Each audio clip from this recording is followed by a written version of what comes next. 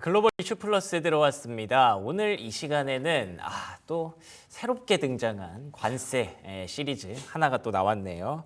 상호관세라고 하는 도대체 어떤 내용이길래 시장에서 이렇게 또 긴장을 하고 있고 지난 금요일에 뉴욕 증시에도 좀 크게 영향을 미쳤는지 얘기를 들어보도록 하겠습니다. IS의 김태성 본부장 나오셨습니다. 안녕하십니까? 네, 안녕하세요. 네, 반갑습니다. 제가 듣기로는 미국과 일본의 정상회담 중에 이런 질문이 나와서 또 이제 새로운 개념이 또 시장에 등장을 했다고 하더라고요. 상호관세.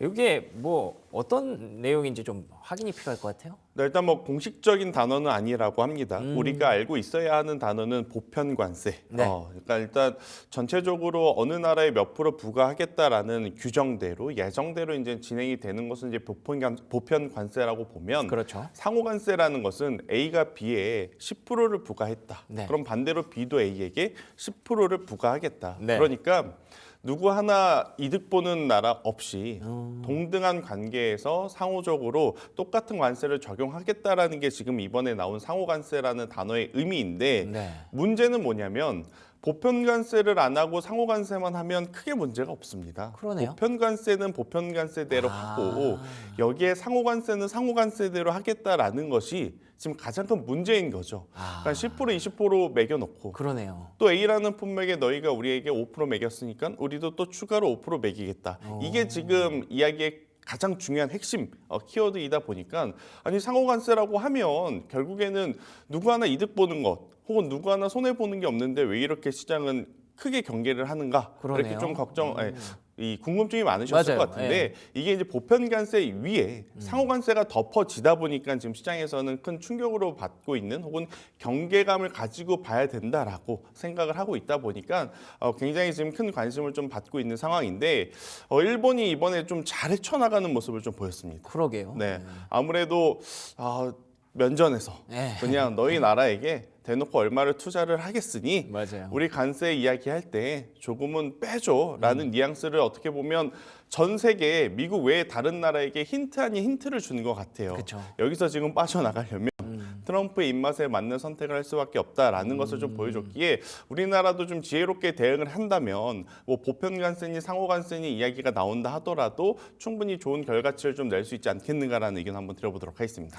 알겠습니다. 근데 갑자기 얘기를 듣고 좀 궁금한 게 많이 생겼는데, 보편관세, 상호관세가 얹어진다고 하면 예를 들면 이제 미국이 뭐 중국에 10% 추가 관세를 때렸고 중국이 이제 또 보복관세를 한 상황이잖아요. 네. 그럼 거기에 맞춰서 계속 이렇게 얹어진다는 게 상호관세인 거예요? 그렇죠. 와. 그러니까 이게 이제 확장이 되는 거죠. 그러네요. 그리고 관세 요율도 확장이 되지만 관세의 품목도 확장이 된다라는 거죠. 그러니까 처음에 우리가 A라는 품목에게만 적용이 되겠네. 그러면 A라는 산업만 조심하면 되겠다라고 생각을 하겠지만, 만약에 그걸 받는 반대의 나라 입장에서 A라는 품목 플러스 B라는 품목에 대한 이야기를 하게 되면, 그렇죠. 다른 데다가 보복을 그렇죠. 때리면. 네. 미국은 B가 생각이 없었으나 맞아요. 상대방이 B에 대한 이야기를 했기 때문에 우리는 또 B에 대해서 추가 관세를 매기겠다라는 것이 지금 가장 무서운 거죠. 그러면 도대체 둘 중에 이득을 얻는 국가는 누구예요? 없는 겁니다. 그런데 이제 문제는 미국을 이길 수 있는 나라가 그렇게 많지 않으니 너희들 우리 입맛에 맞게 잘 대응을 하지 않으면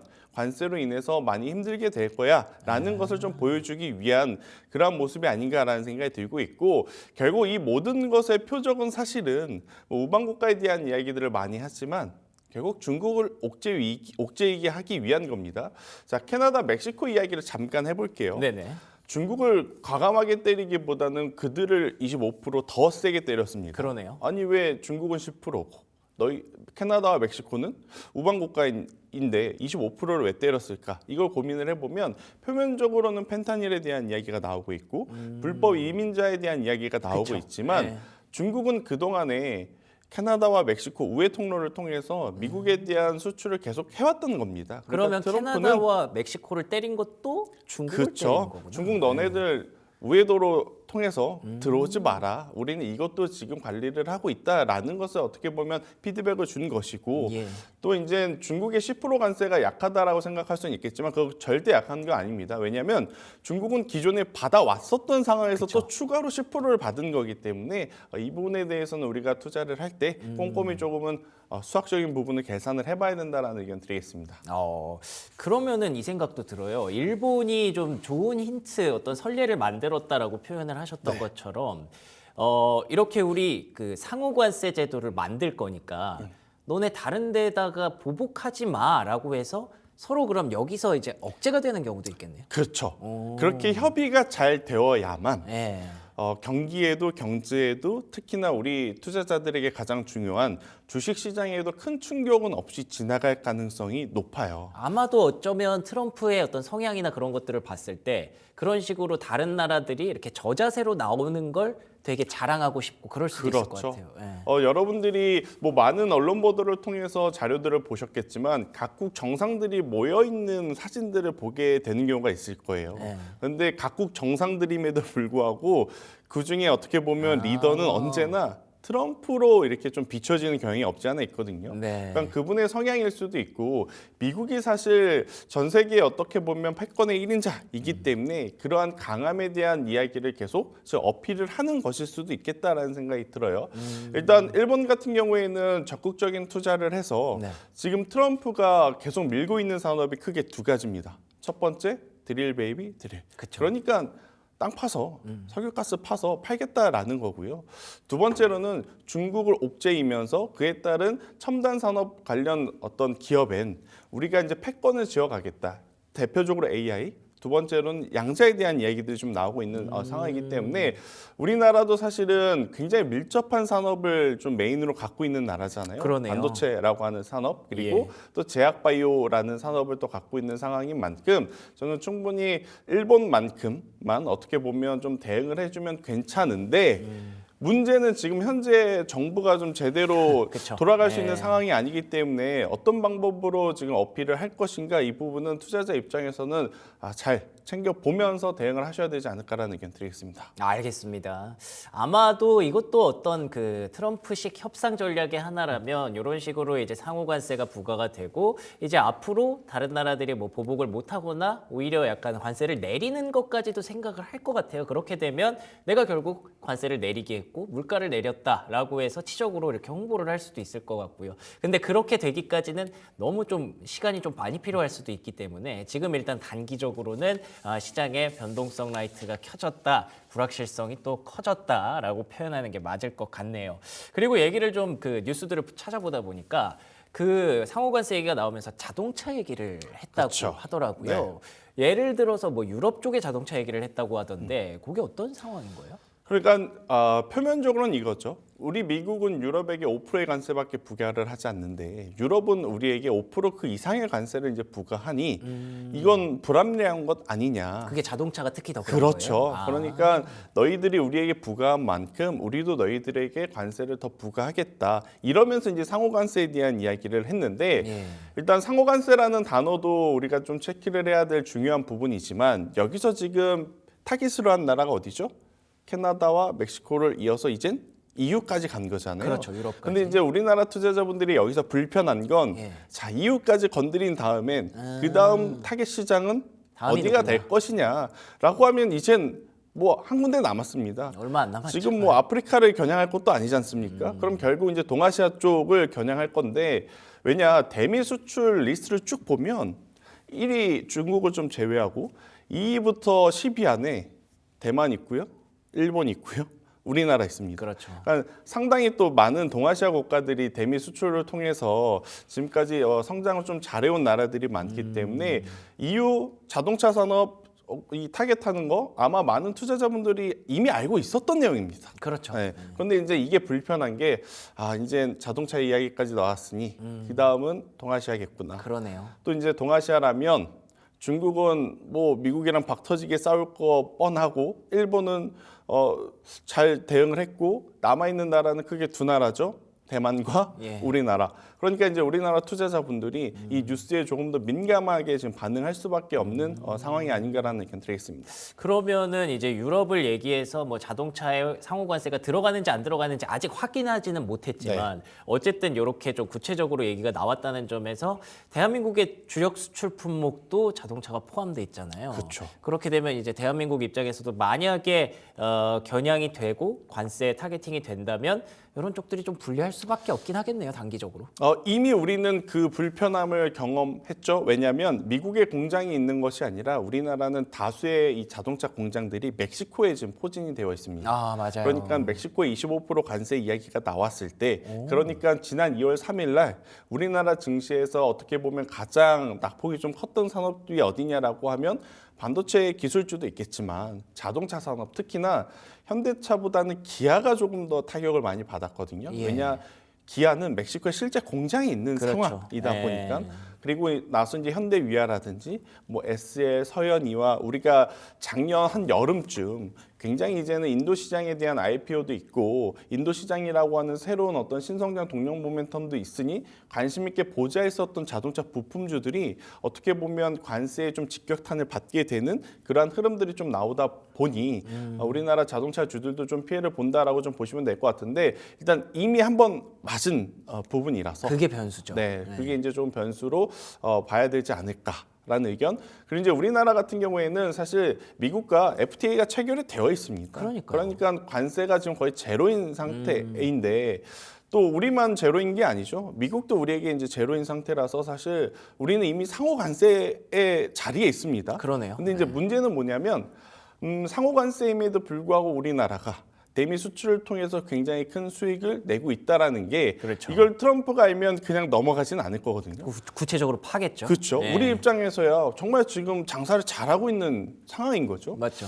근데 이제 트럼프 입장에서 보면 이거 생각보다 한국이 돈을 많이 벌어가네. 그럼 도대체 무슨 품목이 있을까? 뭐 대표적으로 자동차 체크하겠죠, 반도체 체크하겠죠. 이런 것은 표면적으로 그도 잘 알고 있으니까 문제가 안 될 것 같은데 이미 마음의 준비를 하고 있어서. 근데 가장 큰 걱정이 되는 건 뭐냐면 작년 한 해 우리나라 시장에서 굉장히 또 큰 성장을 일궈낸 분야가 하나 있습니다. 전력일까요, 혹시? 전력도 있겠지만 뷰티. 아, 뷰티도. 전력은 사실 멕시코로 관세를 때리면 우리나라에겐 수혜입니다. 그래요? 전체 미국에서 수입하는 변압기에서 가장 높은 점유율이 멕시코거든요. 근데 이 멕시코에 관세를 부과하게 되면 그 다음 시장에서 이제 성장할 수 있는 가능성이 높은 게 우리나라 기업들. 그러네요. 네. 그래서 이제 이 멕시코 관세가 나왔을 때 전력기기 쪽은 많이 안 빠졌습니다. 그런데 오히려 유예 이야기가 나오니까 전력기기주들이 다른 기업들 반등 나올 때 반등하지 못하고 좀 처지는 그러한 상황이거든요. 신기하네요. 네, 그런데 이제 작년 한 해를 통틀어 놓고 보면 우리가 실리콘2 얼마나 많이 이야기했습니까? 그렇죠. 그죠? 코스메카 코리아 최근에 좀 안 좋아요. 그렇죠, 많이 네. 이야기했습니까? 근데 만약 우리나라 지금 화장품 산업이 미국에서 수입 기준으로 보면 전체 25%를 우리나라에서 수입을 해온다고 합니다. 그럼 이걸 트럼프가 봤을 때 네. 관세 매겨.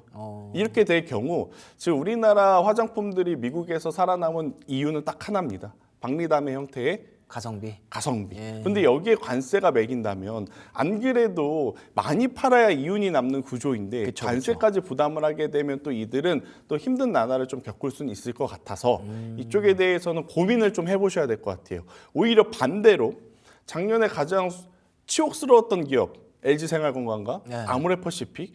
근데 지금 미국과 중국이 어떻게 보면 무역전쟁 아닌 무역전쟁을 하고 있는 가운데 트럼프 1기 때하고는 좀 다르게 중국이 조금 더 여유롭습니다. 오, 맞아요. 원래는 지난주 금요일, 토요일 중국과 미국이 전화 통화를 한번 할 수 있겠다라는 이야기가 나왔는데 중국에서 약간 뜨뜻미지근하게 나왔어요. 굳이 이걸 서두를 필요가 있겠는가? 중국은 일단 내수 시장을 키워놓고 그다음에 미국과 싸워야 되는 상황이거든요. 그러다 보니까 작년에 나왔던 경기 부양책 중에 큰 게 하나가 이구 환신 프로젝트. 그러니까 쓴 거 갖다 주면 그렇죠. 새 걸로 돌려준다라는 거예요. 근데 지금 이 중국에서 소비 지표를 봤더니 생산자 물가 지수도 좀 올랐지만 소비자 물가 지수가 회복하는 모습을 좀 보였어요. 주말에 발표가 됐죠. 그렇죠. 네. 그럼 이걸 놓고 봤을 때 미국은 화장품주가 관세 때문에 추가적으로 성장하게 좀 부담을 느끼는 반면 그러네요. 중국에서는 소비가 촉진이 된다는 지표가 있으니 오히려 가격적으로도 그동안에 잘 나갔었던 화장품 쪽보다는 그동안은 못 나갔었던 그러니까 미운오리 맞아요. 취급을 받았던 LG생활건강과 아모레퍼시픽 쪽에 대한 관심도가 조금은 더 나아질 수 있는 요소들이 좀 있을 것 같아서 지금 시장에서는 무조건 안 좋다, 무조건 좋다라고 보시기보단 이 돈의 이동의 흐름의 명분이 명확한지 아닌지를 조금은 체크를 먼저 하실 필요는 있을 것 같다라는 의견 드리겠습니다. 그렇겠네요. 정말 주말 사이에 우리가 놓칠 만한 그런 이슈가 될 수도 있는데 중국에서 이례적으로 또 일요일에 소비자 물가 지수와 생산자 물가 지수를 발표했더라고요. 근데 소비자 물가 지수가 확실히 좀 좋아졌습니다. 계속 물가가 안 올라서 걱정을 했었는데 그러면 이제 화장품 쪽에서 우리가 미국 쪽으로 나가는 게 무조건 우선순위다라고 했던 지난해와 지지난해가 이제는 우선순위가 좀 바뀔 수도 있는 거죠. 예, 그런 전략도 가능할 것 같아서 계속 시장에서는 조금 더 긍정적인 포인트들을 찾아가야 되는 게 확실히 맞는 것 같기는 합니다. 어찌됐든 우리가 관세 얘기로 시작을 했으니 관세 얘기로 좀 끝을 맺어봐야 될 것 같은데 이게 앞으로 어떻게 될까가 좀 궁금해요. 이게 계속 반복이잖아요. 터졌다가 완화됐다가 터졌다가 완화됐다가 당분간 계속 이런 장세가 유지가 될까요? 사실 트럼프 1기 때 2018년 3월부터 딱 시작을 해서 약 6개월 동안은 정말 치열하게 치고받았습니다. 그리고 나서 이제 6개월이 지난 이후부터 G20 회의에, 그러니까 G2 회의에서 이제 서로 만남이 있고 나서부터는 조금은 이제 온화한 흐름으로 좀 넘어갔는데 이번에도 그럴 가능성은 있어 보여요. 그쵸. 그런데 지금 미국은 조금 급합니다.